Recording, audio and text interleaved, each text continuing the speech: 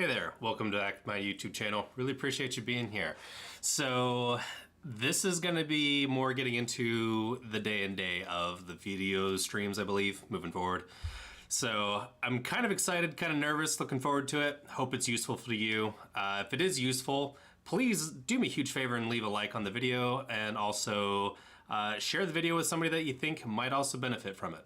So with this particular video, I want to do basically just a real simple breakdown of exactly what the Fed does and how that relates to what's going on with today's economy, specifically inflation.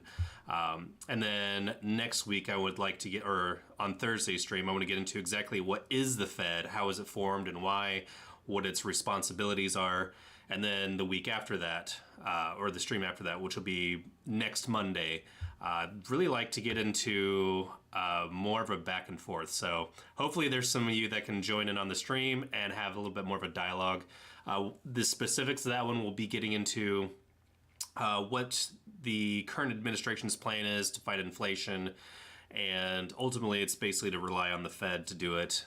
So anyway, they recently had a hearing, I believe the Senate, I think even just a couple days ago, last week sometime, discussing the Fed's plan of attacking inflation. Anyway, so next Monday, I want to get into that.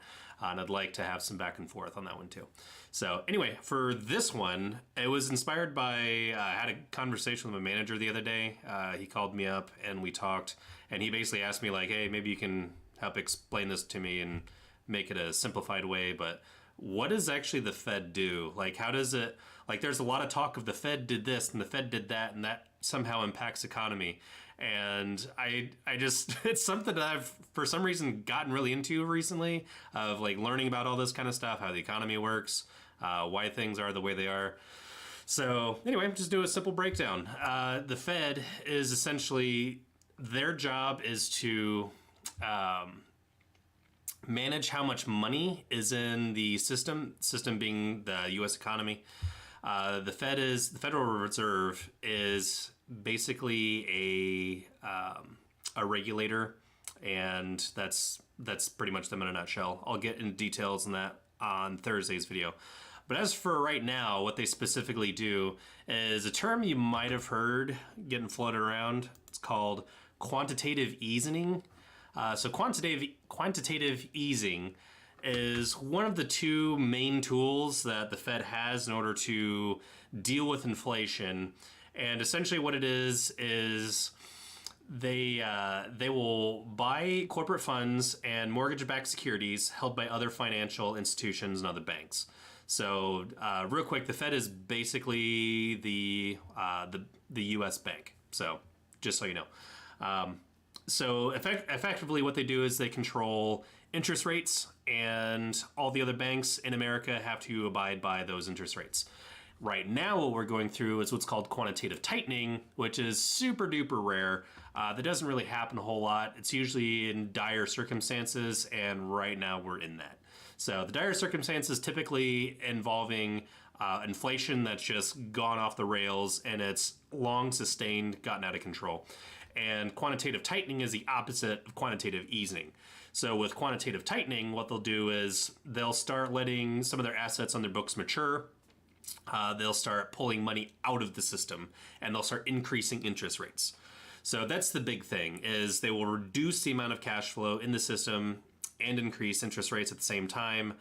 And based on the law of supply and demand, if there is a smaller supply than the demand, then the value of whatever the item is continues to increase. So basically with inflation, we have lots and lots of money, cash money in the system, and the value of the dollar has decreased, which is why inflation has increased. That was because during quarantine, the Fed would just print out tons of money, just popping it out.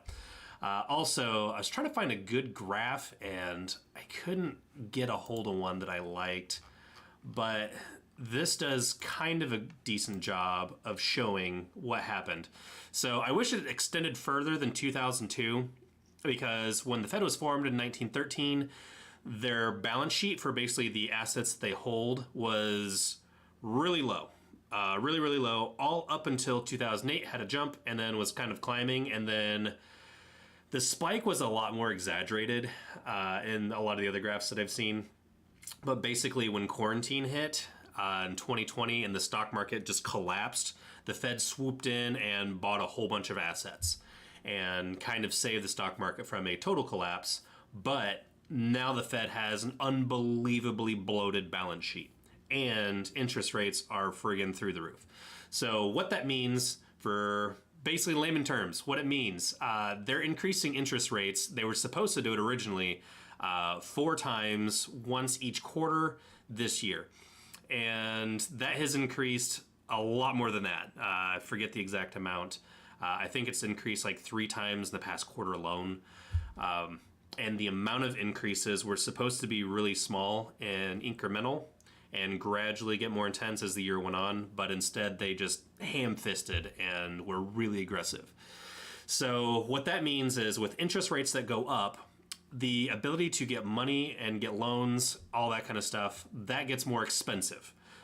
So the banks that get money from the Fed, they have a higher interest rate. Therefore, if someone wants to get a mortgage loan or business loan, or companies need to get some kind of loan to do whatever they need to do, the interest rate on those has significantly increased. It was basically around 0 for a long time. Quantitative easing was something that has been happening for quite some time now, and they've not only stopped but reversed that. So anyway, what that means is, with interest rates going up, it's a lot more expensive to do most things. The amount of money that people have will be decreased. The amount of spending that people can do will have a less of an impact. And essentially what that does is it decreases the supply. So if people don't have money to spend, they can't spend money, and they can't impact, the supply and demand in the form of driving up prices due to demand. So it's decreasing the demand side of the supply and demand. Since we can't fix supply, or since the Fed cannot impact supply, they can affect demand by decreasing the amount of money that we have to spend. So that's essentially what's happening. So with the increase in interest rates, people don't have enough money, or people have less money to be able to buy the things that they normally need to buy. So the amount of money that they have is less, therefore people buy less. So that, plus cash money leaving the system. Also, the Fed is going to be destroying currency when they get it too. That's got a special term. Forgot at the moment what that's called, but it's a part of quantitative tightening. But anyway, with people not having as much money to spend because mortgage rates are so much higher, all of this kind of stuff. We don't have the demand. We can't buy as much as we normally would have, and that's supposed to solve the inflation problem that we're having.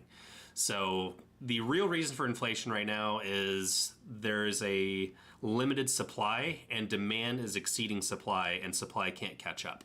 So the Fed is trying to beat everybody over the head with the ability to buy things. By the ability, I mean like lessen the ability to buy things, and that should help to more regulate. The past 14 times that this scenario has happened, where the Fed has done this kind of approach, it was successful 3. So that means 11 out of 14 times it failed, and we went into a recession. So there is speculation that we will have a quote-unquote soft landing, where things will balance out gently and relaxingly, but the odds of that are looking really, really not good. Really, really bad. So anyway, that's basically it in a nutshell. The Fed, the only thing that it can do is impact interest rates and how much cash flows in the economy, the U.S. economy. And they can reduce cash flow and increase interest rates to take away our buying power. That's pretty much it. That's the only tool that they have at their disposal, and they are very aggressively using it right now. So it'll be interesting to see how things are moving forward. So anyway, appreciate you being here. Do me a huge favor. If you like these videos, what you notice are a number of you that pretty regularly watch. If you could go ahead and subscribe, that would be a huge boost to my ego and also to the channel itself. So the idea for doing all this is to make things, concepts like this that are usually a bit more complicated, make them easy to understand and really get the word out to people that there are changes that can take place. And that's the purpose of this channel, is to get people thinking about and talking about those changes and to spread it far and wide. So do me a huge favor and spread it far and wide. Share this kind of video, actually specifically this video, with everybody that you know. And yeah, look forward to seeing you the next time. So for now, take care and stay classy.